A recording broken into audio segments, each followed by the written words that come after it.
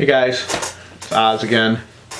Here we are with the final part of my TBI story. So this is number 7. This one was, I would have to say, to me, the worst one that I went through. The first one was bad. The initial injury was very hard to deal with. Understanding that things in my life changed was very hard to deal with. But this is the one that really, it was really hard. It's still hard. It changed my life on a whole different level than the initial injury.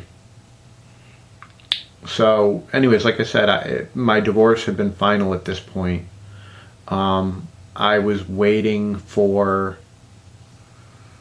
I was waiting to do more things with my life. It had been a couple of years since the last head injury. Number 6 had been a couple of years before. We were we were coming into January of 2019 at this point. So we're looking 3 years back now. 2 years back now. We were just getting to that point. The new year was just starting. I hadn't had an issue in quite a time. I was becoming a little bit complacent. I wasn't taking all the precautions I had before, but nothing had happened in such a long time that I thought everything was over with. I thought I was done. I thought that my life was going to be back on track at that point. I thought that all I had to do was deal with my past, that everything was done, everything was over with, and now I could just move forward. I could just focus totally on that. My head injury was in the past. Yeah, I needed to talk about it. Yeah, I needed to deal with the fact that I couldn't work anymore at that point, that things were not the greatest, but I could move forward. That is until one day in January of 2019. Again, I went in to use the bathroom. When I went to get up, my vision tunneled again. I was walking toward the door of the bathroom, and my parents have a shelf in their bathroom. It holds the linens. I thought I was grabbing for the handrail that had been installed because of my disabilities on the outside of our shower. Apparently, in the state that I was in, with my vision being clouded and closing in, I grabbed the wrong thing. I grabbed that shelf and I pulled it forward, and the way my parents' bathroom is set up, that is right by the door. I pulled it and blocked the door. The way it fell, the way it pitched over, because of the size of the room was only about yay big, so when it pitched over, it didn't fall all the way down, it got caught. So it was wedged between one and the other wall, blocking the door completely.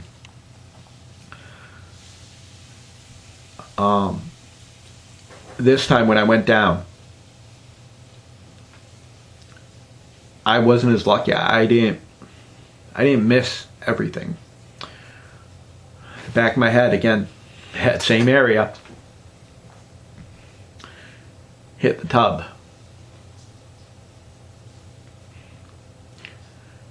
My parents weren't able to open the door all the way. They couldn't get into the room. They could barely fit a foot in the door at that point. Someone had heard me fall. They were calling out to me.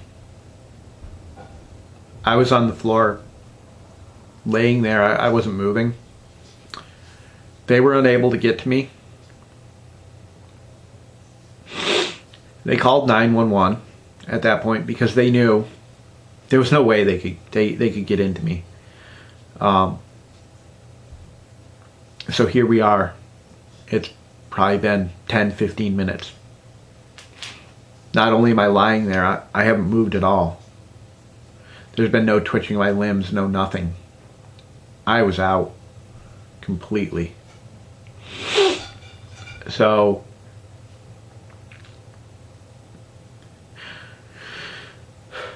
the police arrived.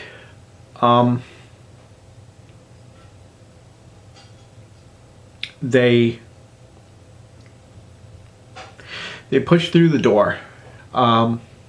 They were able to, one of them was able to reach in and get the shelving unit and lift it up enough that they could open the door. And they made it into me. And at this point, it's been almost a half an hour to 45 minutes. I'm still in the same position. I haven't moved. At that point, as the police entered, the EMTs arrived. The police ushered the EMTs directly into me. They didn't try to do anything themselves. They didn't try checking themselves because the EMTs were there.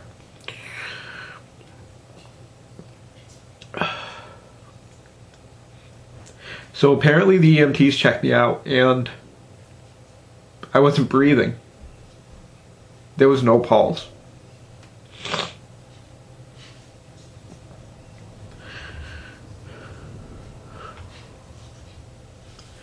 They didn't know how long I was out. They didn't know how long I was gone.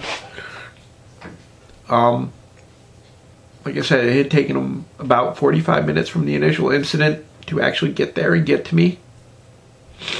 But at that point, they found no pulse, no respirations. I was dead. I was laying on my parents' bathroom floor dead. From something so stupid as going to the bathroom.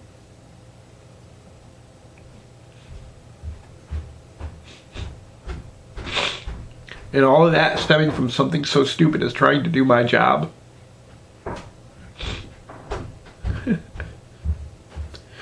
So, obviously the EMTs were able to bring me back. I was brought, resuscitated, and I was brought from my parents' bathroom on a stretcher out. Now at this point my parents did have the handicap accessible ramp installed, so I was moved down that. When I got out into the cold air, I came to. I woke up apparently. But upon getting in the ambulance, I went back out. I didn't die at that point, I just passed out. I was transported to the hospital. We got to the hospital and again, more imaging, not allowed to move, not allowed to do anything, just brought in for imaging.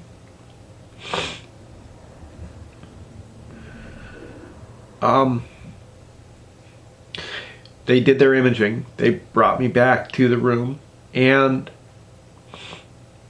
as I was sitting there, as I was waiting,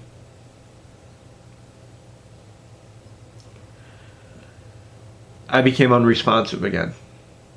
I had a pulse and I was breathing, but I was unresponsive. They couldn't rouse me. Anybody out there who's an EMT knows about the sternal rub. Anybody who's been out knows about the sternal rub. And that was done to me.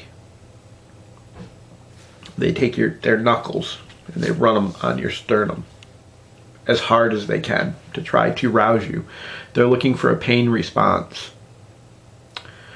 Apparently the orderly who did it to me was over 6 feet, over 250 pounds and received no response from me.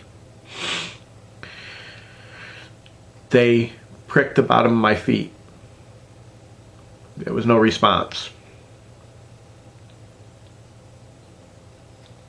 They got smelling salts. They took the smelling salts and they put them directly under my nose, and there was no response.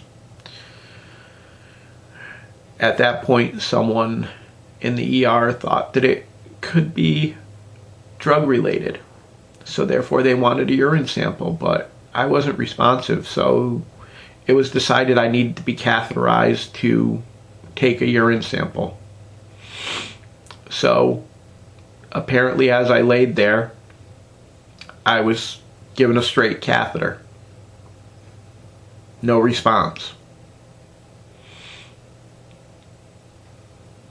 My body didn't move at all. At that point, I was in a coma. I had gone from dying, being transported to the hospital, and slipping into a coma.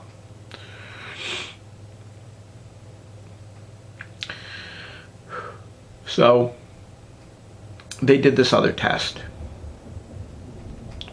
where they take a person's hands and they hold them above their body and they drop them. Apparently they did this a couple times and my hands fell. And the doctor at that point then took my mother and brought her into the other room. And he began talking to her. Now,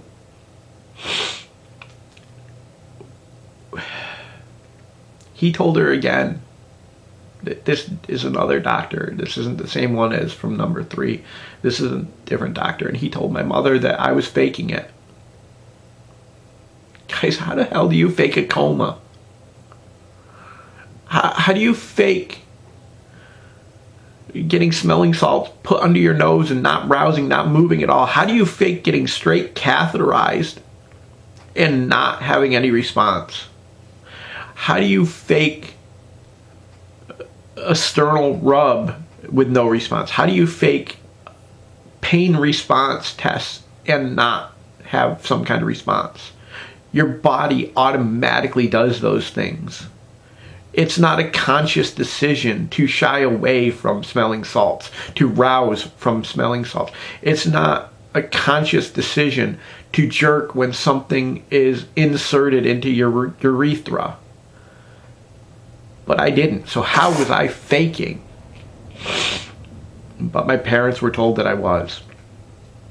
So when I came to, and the hospital said they needed the bed and I needed to be on my merry way, I was brought home. Now again, I thought that was the end of it. A couple days later, I was laying on the couch during the day. I was watching TV with my parents and I fell asleep. And somewhere between the hours of 4 p.m. and 6 p.m. I started seizing. That was my first seizure.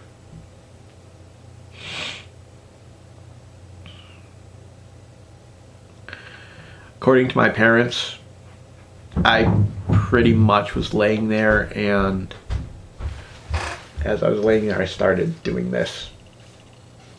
My entire body was rigid, and I was swaying back and forth. I was having a pretty intense seizure. When I came out of it, my body was toast. I was tired. My brain was fogged. I was having problems recalling the simplest things. So, it was assumed that I needed to see someone. I needed to talk to the neurologist and everything. The neurologist was called. My doctor was called. Now, by now, I'm on my 4th neurologist.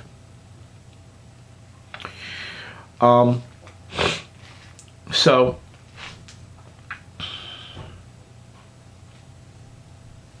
time is going on. I don't know if it was happening every day, but I know that when I would fall asleep between the hours of 4 p.m. and 6 p.m., and I do know that sometimes during the hours of 4 a.m. and 6 a.m., I was having seizures. I went on to Amazon at one point and I ordered a baby monitor type thing, one that records motion activated. So it would record my bedroom throughout the night, but only come on if motion was detected.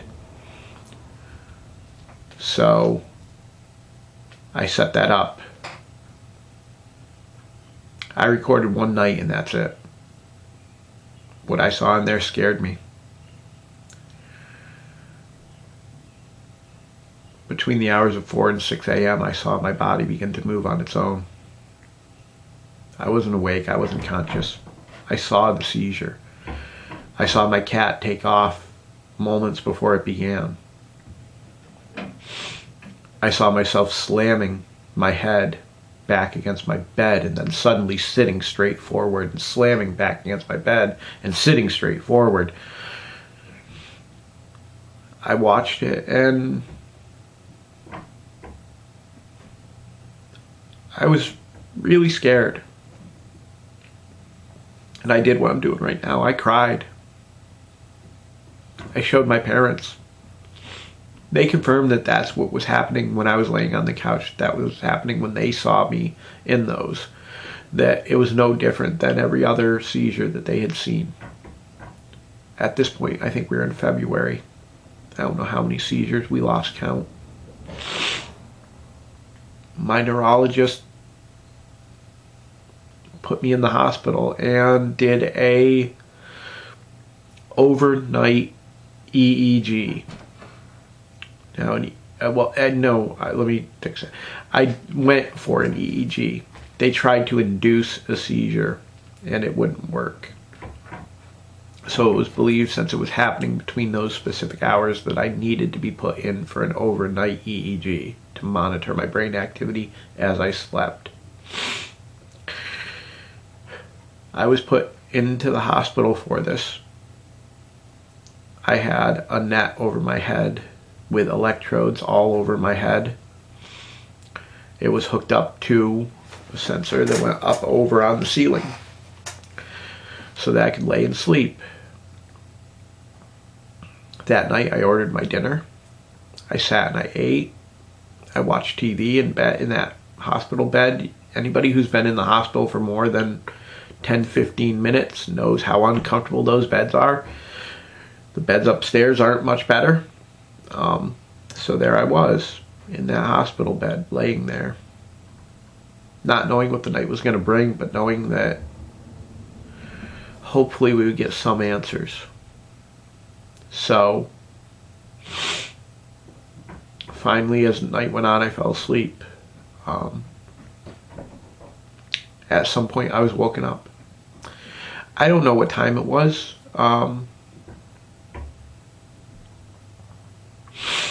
I just know I went into a seizure. I was told that. I went into a seizure. I lost control of my bladder. I had been on meds to suppress seizures, but they took me off of them for this test, and I began seizing bad. I was sent home because it had been found.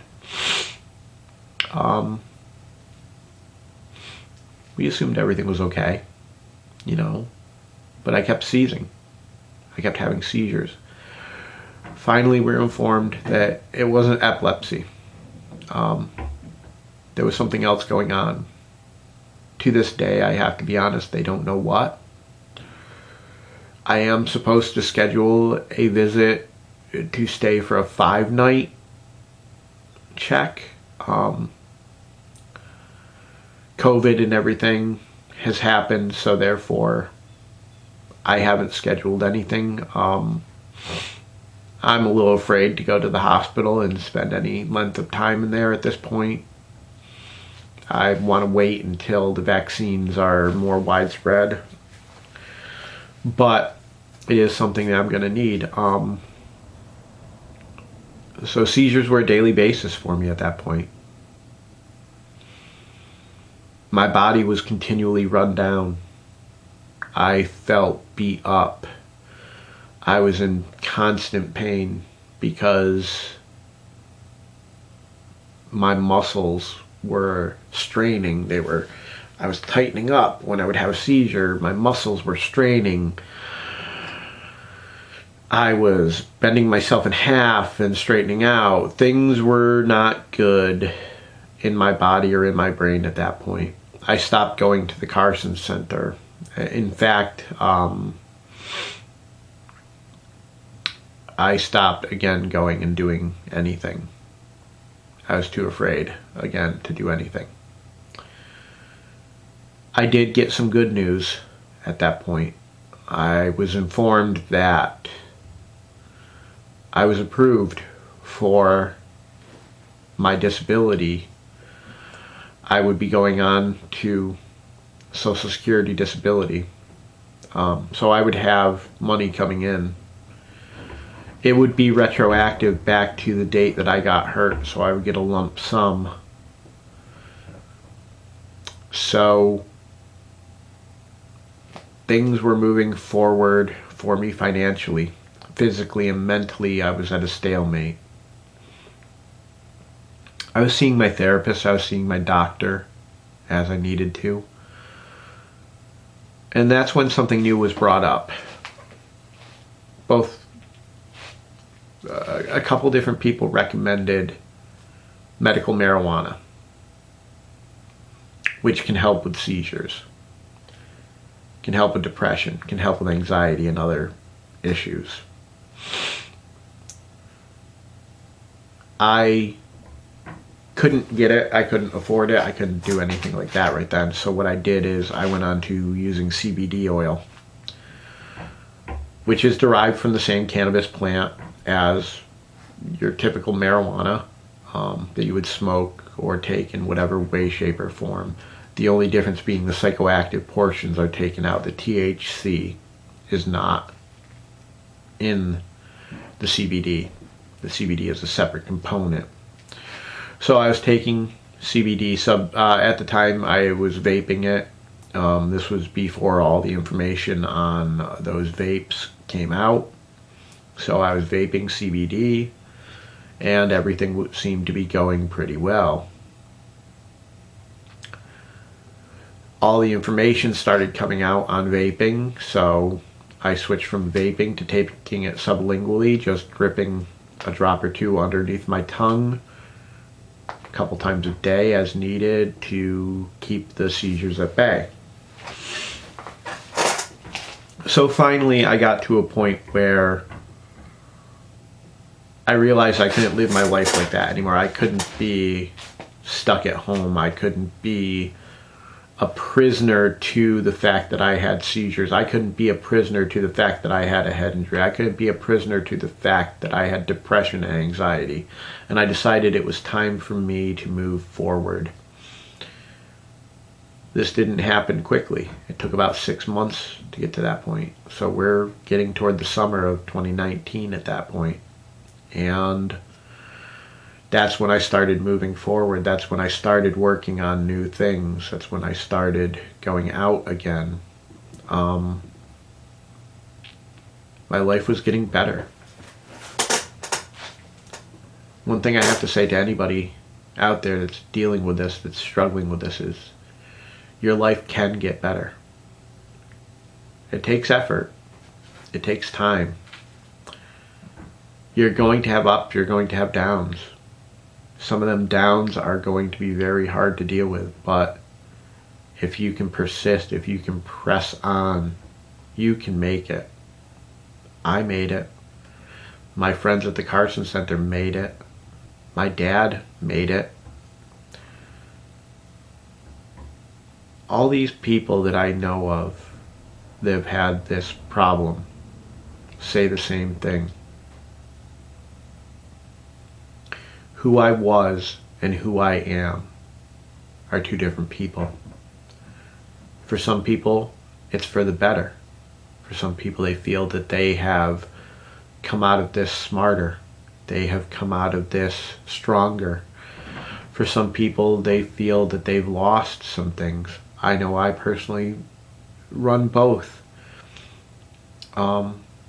It caused me to take a very hard look at who I was and what I was doing, and understand that I needed to change my life. And I did so. So it made me stronger in that way. I lost some things. I am not as strong as I once was. I do have memory issues on a consistent basis. I do have a lot of issues sometimes with overstimulation. A lot of things linger and will for the rest of my life. But with work, with effort, with support, with information, with programs that are set up specifically for people like me, I've taken my life back. I have moved on. I got to the point where I decided I couldn't live like that anymore. So what I did is I put myself out there on online dating. I got rejected quite a bit.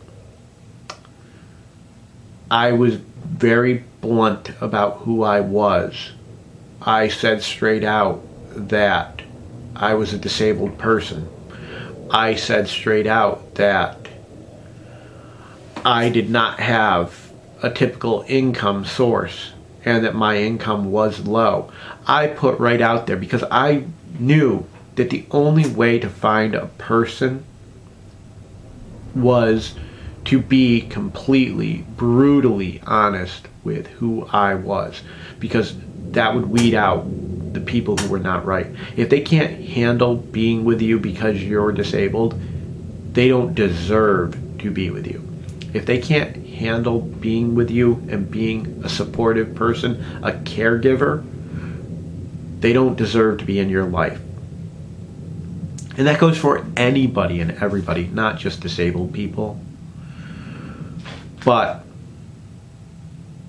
it takes a special kind of person to be with someone like me, to be with someone who is mentally handicapped, who is brain damaged, who has a traumatic brain injury and has survived, who can have a seizure at any point, who does not have a terrific income, and that income is marred even further by the fact that it is seen as a detriment to society.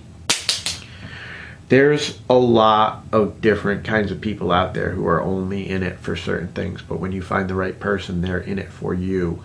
They care about you and what you can bring to the table, not monetarily, not what you can bring to the table as anything other than a good person.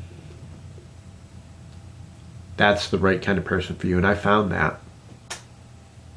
I moved out of my parents' house. I now live with my girlfriend. I have become the proud stepfather of 4 wonderful little girls.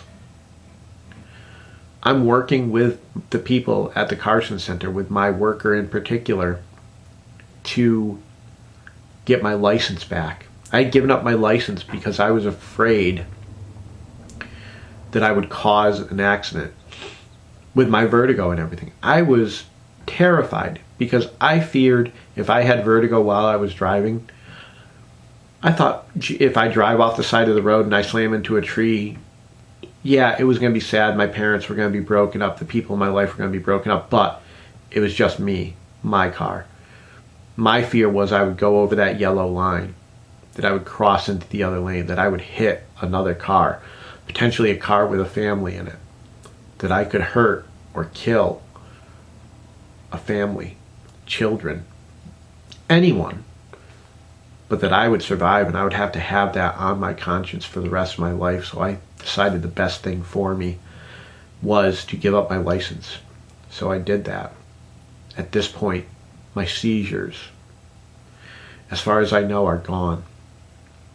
I have moved on from CBD oil to medical marijuana at this point, and I found that the benefits are very good. I would recommend it to anyone with the approved set of things. It's better than the medicines that they put you on. I spoke to a couple of my cousins last night, guys I haven't talked to in a while, and they said when I was on my other meds, I was zombified. I was walking around in a daze. I was not the person they knew. I talked to them last night, and they said, wow, you're back.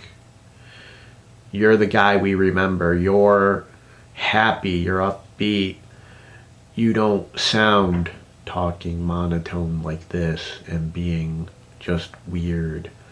You sound normal. So it's possible. You can get there. You need to find your way. If you're in Massachusetts and you've had a head injury, go to the Massachusetts Rehabilitation Council. Get in contact with SHIP, the statewide head injury program. If you're in Western Mass like me, go to the Carson Center out of Springfield, Carson Center for Traumatic Brain Injury out of Springfield through BHN. Find people like you who can let you know that you're not alone. Community makes us better. Being around people who understand us makes us feel better.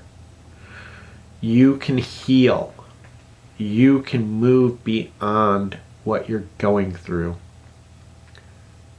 But you need to put that effort in. You need to be your own champion.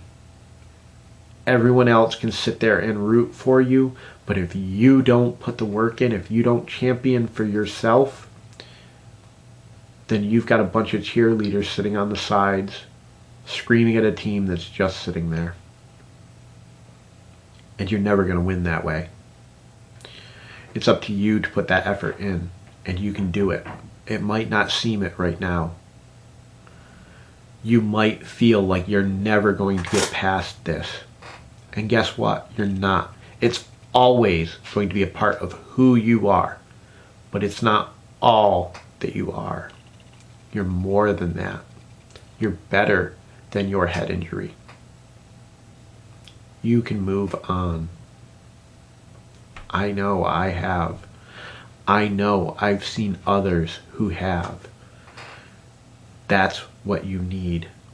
You need to see other people who have been through what you've been through and made it past that.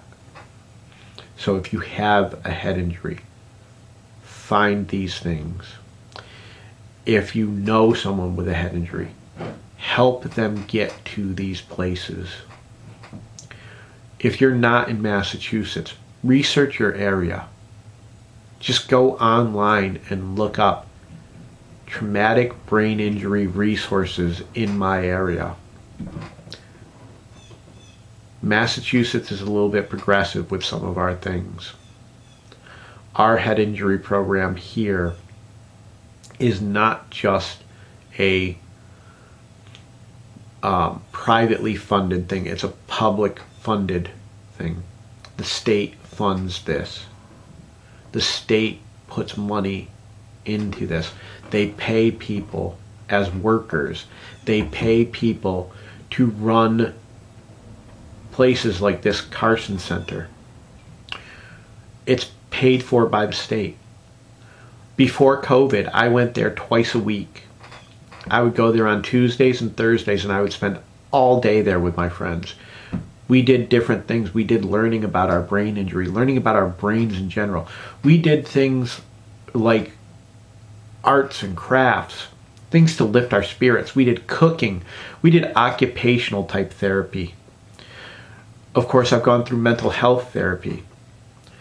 On top of that, another really cool thing that this thing does is it goes on social recreation program, which allows us to, on days where we wouldn't normally meet up with another worker and go out and do things. Roller skating, bowling, skiing, things like that. And they even have all this stuff adapted for people who have disabilities. For people who might not typically be able to do these things, there are ways that they are done so that you don't get further injury. Don't be afraid to do some of this stuff. I was afraid to go places. I was afraid to do anything. When I started going to Carson Center and they started bringing me out on social rec trips, I realized that I could do some of the things that I always wanted to do or used to do that I had stopped because of my brain injury. I realized I could go kayaking again. I didn't have to be worried. I had a group of people I was going with. I realized that if I wanted to, I could go skiing. I didn't have to be worried about getting hurt. It was adapted to me. It would be made so that I could do it without getting hurt. And there was going to be people there with me to make sure I didn't get hurt. It's what you need. You need to be with other people who understand what's going on. And it took me a while to get there.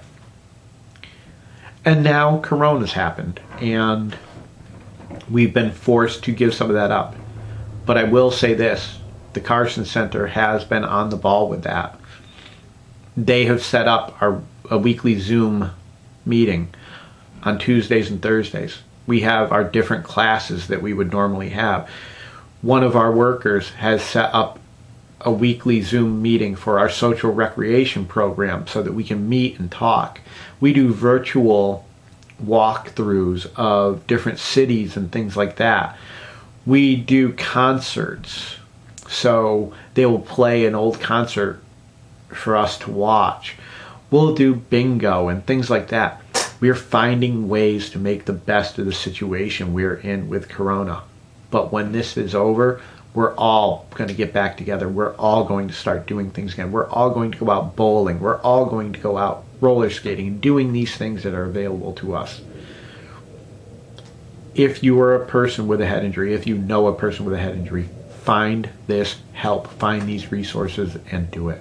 Guys, I know I talked a lot on this one today, so I want to thank you. Please like and subscribe. Please comment. Thank you for being there with me through this journey. Oz out. Later.